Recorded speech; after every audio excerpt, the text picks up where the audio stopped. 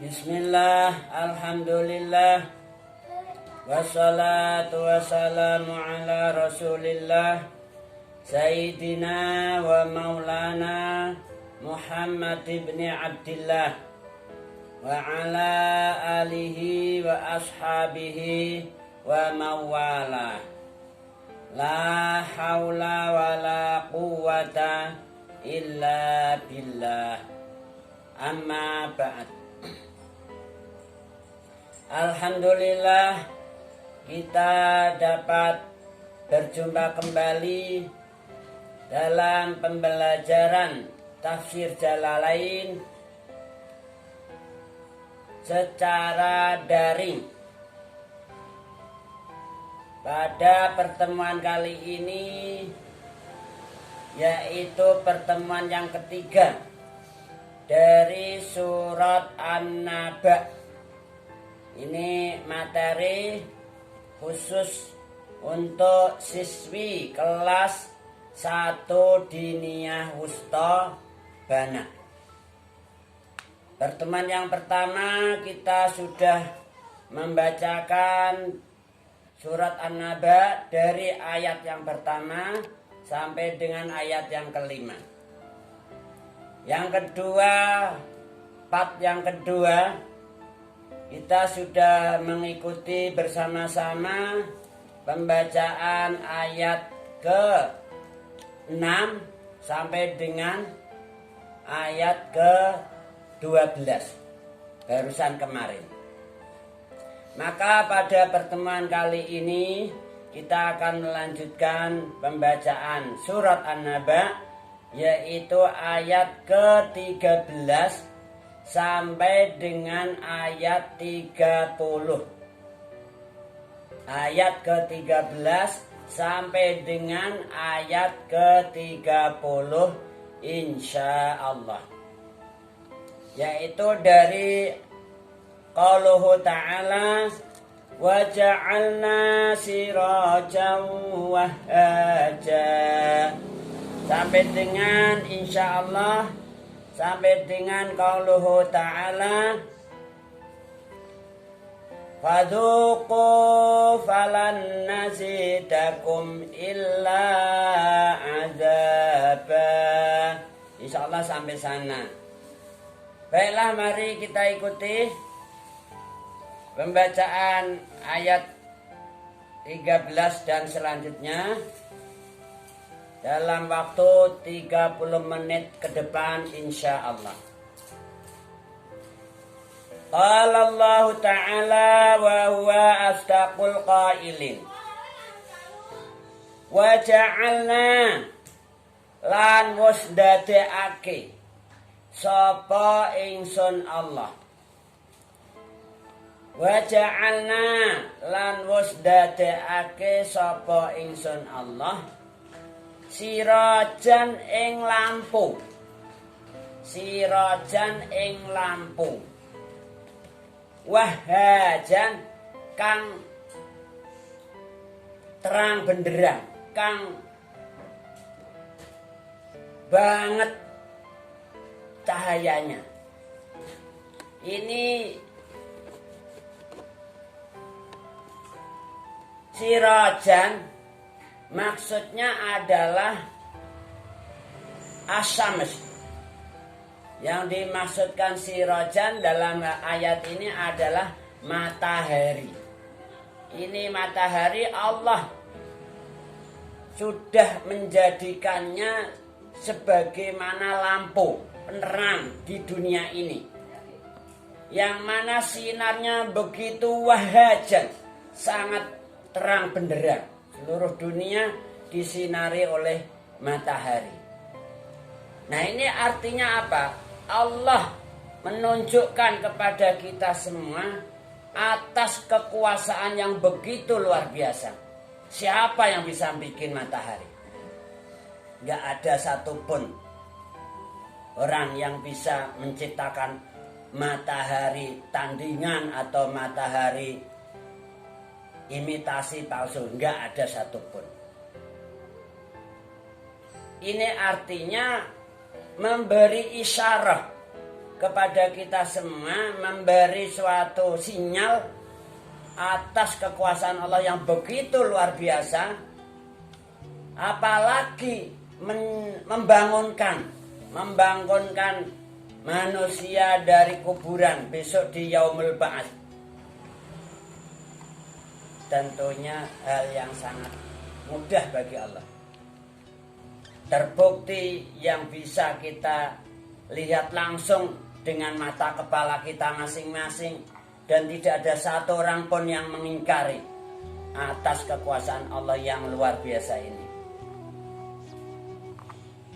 Mulai alam naj'alil arda mihada wal jibala autada wa khalaqnakum azwaja wa ja'alnakum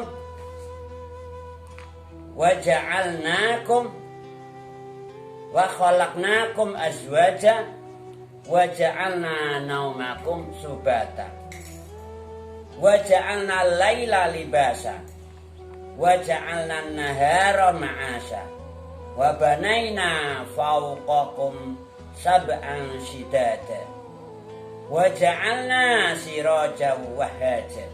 Ini ayat-ayat ini menunjukkan kepada kita semua atas kekuasaan Allah yang begitu luar biasa.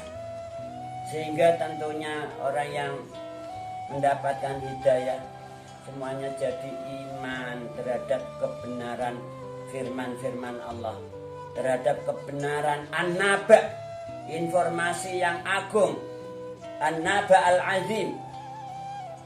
Karena Allah sudah memperlihatkan kekuasaannya di dunia ini yang begitu luar biasa, nggak bisa kita ingkari.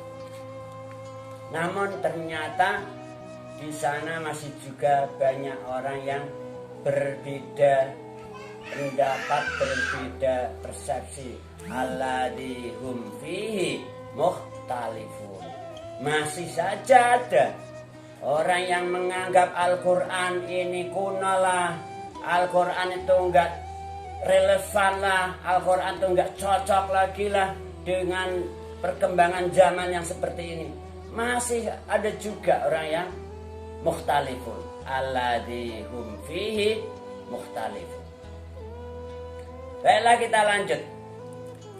Qala Allah Ta'ala wa huwa asdaqul qailin wa anzalna minal mu'sirati ma'an sajjaja wa anzalna lan wus nurunake sapa ingsun Allah minal mu'sirati saking awan, saking mega, ay minas sahabati, saking pira-pira mega, pira-pira mendung, pira-pira awan. Nurun ke ma'an ing banyu, ma'an ing banyu sajajan kang deres utawa kang gemblondor, sajajan kang sok-sokan, artinya langsung curahnya ini curah yang begitu dahsyat. Ini siapa yang menurunkan air hujan kalau enggak Allah? Ini artinya juga menunjukkan kepada kita atas kekuasaan Allah yang begitu luar biasa. Allah telah menurunkan air hujan dari awan, dari mendung itu yang begitu curahnya luar biasa. Ma'an sajaja. Gak ada satupun seseorang yang ikut campur memproses menurunkan air hujan itu. Ini juga menunjukkan kepada kita kekuasaan Allah yang luar biasa. Dimaksudkan apa? Menunjukkan pula bahwa Allah mampu menghidupkan kembali manusia dari kuburan besok di Yaumil Ba'ats. semua manusia mulai zaman Nabiullah Adam ila yaumil qiyamah besok akan dihidupkan kembali di yaumil ba'ats, yaumul qiyamah, untuk mengikuti proses kehidupan berikutnya. Qala Allah Ta'ala wa huwa asdaqul qailin. Linukhrija bihi habban. Linukhrija, supaya yento ngetokake sapa ingsun Allah bihi kelawan ma'an tadi habban ing biji-bijian,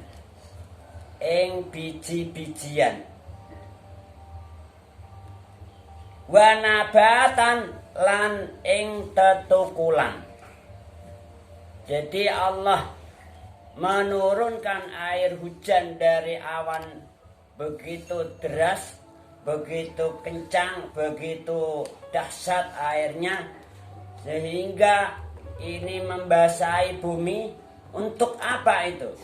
Linukhrija bihi habba wa nabata. Untuk Allah ini memunculkan, menumbuhkan. Dengan air hujan tersebut Allah menumbuhkan biji-bijian, juga tetumbuhan-tetumbuhan, tanaman-tanaman. Ada berapa macam biji di dunia? Coba yang kamu tahu aja. Misalnya biji semangka, ada enggak? Biji buah apel, biji kelapa, biji padi, biji misalnya di sini itu ada namanya matoa. Nah, biji matoa, biji apa lagi? Mangga. Pokoknya ribuan biji lah. Ribuan biji-bijian di dunia ini ditumbuhkan oleh Allah. Juga tanaman-tanaman Allah yang menumbuhkan, yang menghidupkan. Siapa yang ikut campur menumbuhkan biji-bijian, menumbuhkan tanaman-tanaman itu? Tak ada satu orang pun. Ini artinya apa? Allah sangat luar biasa. Wallahu ala kulli syai'in qadir. Allah itu mampu terhadap segala sesuatu apa saja. Jadi nggak bisa kita ingkari adanya yaumul ba'ats, adanya manusia suatu saat akan dihidupkan kembali besok di yaumil qiyamah. Mulai zaman Nabiullah Adam ila yaumil qiyamah, semua akan dihidupkan kembali. Tapi nyatanya di dunia ini banyak juga orang yang masih nggak percaya dengan Al-Quran. Alladzi hum fihi mukhtalifun. Dikira Al-Quran itu berita bohong, ketinggalan zaman, nggak relevan, nggak cocok dengan alam zaman sekarang ini dan lain sebagainya. Na'udzubillahi min dzalik. Qala Allah Ta'ala wa huwa asdaqul qailin. Wa jannatin alfafan. Wa jannatin lan pira-pira kebun. Pira-pira kebun. Lahan-lahan pertanian. Ini juga tumbuhkan, dihidupkan oleh Allah. Alfafan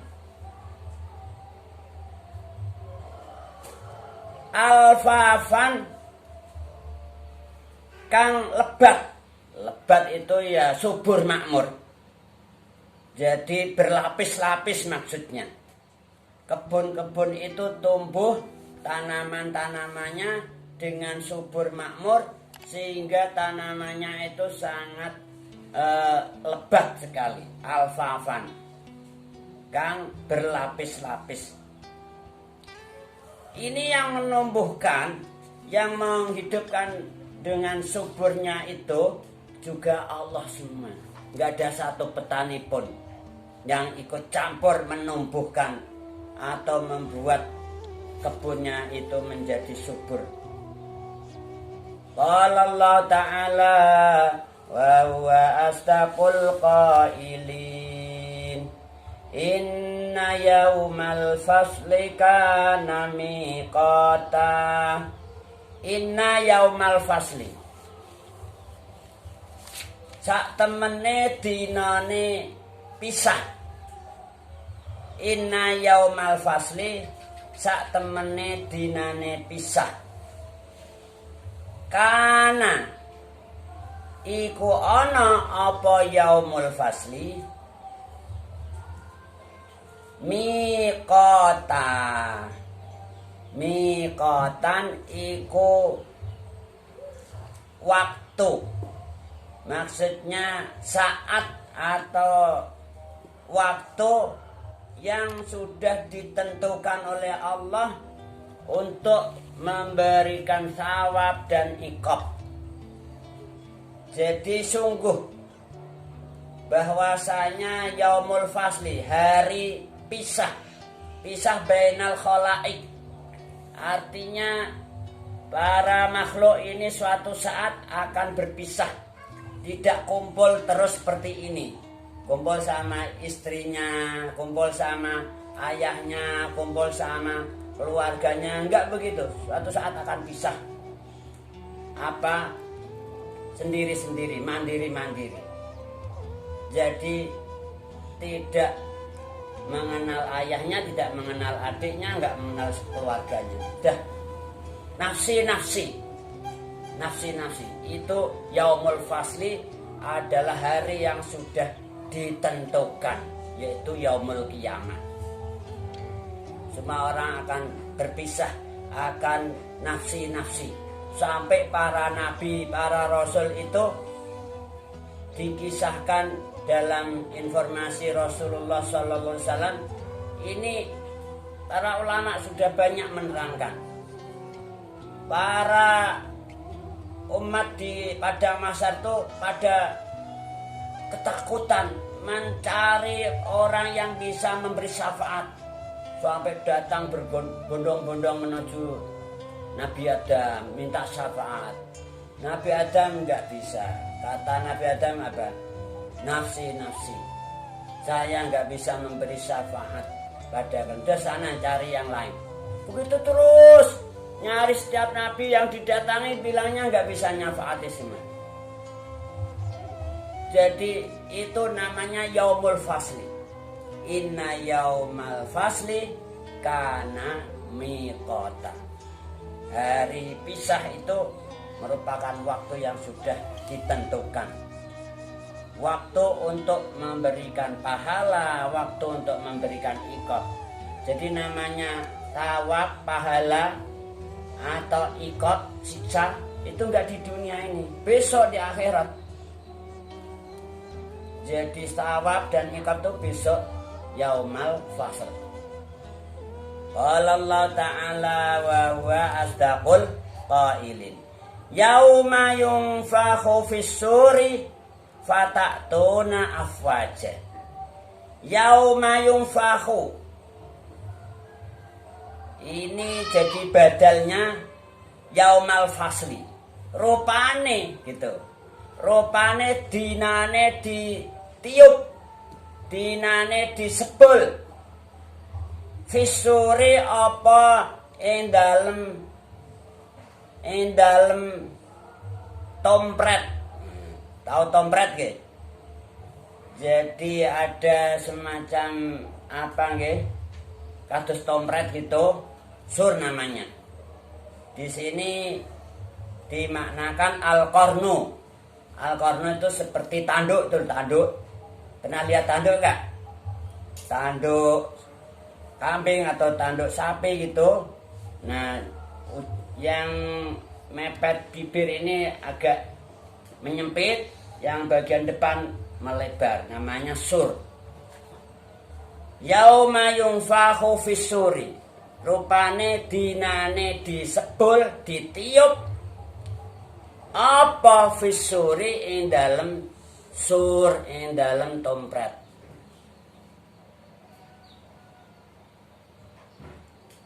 Yaitu peniupan yang kedua.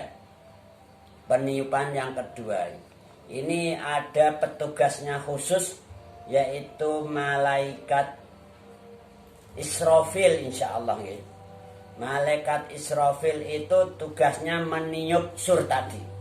Sementara ini sudah sudah disiapkan, sudah di ujung bibir, tinggal menunggu komando.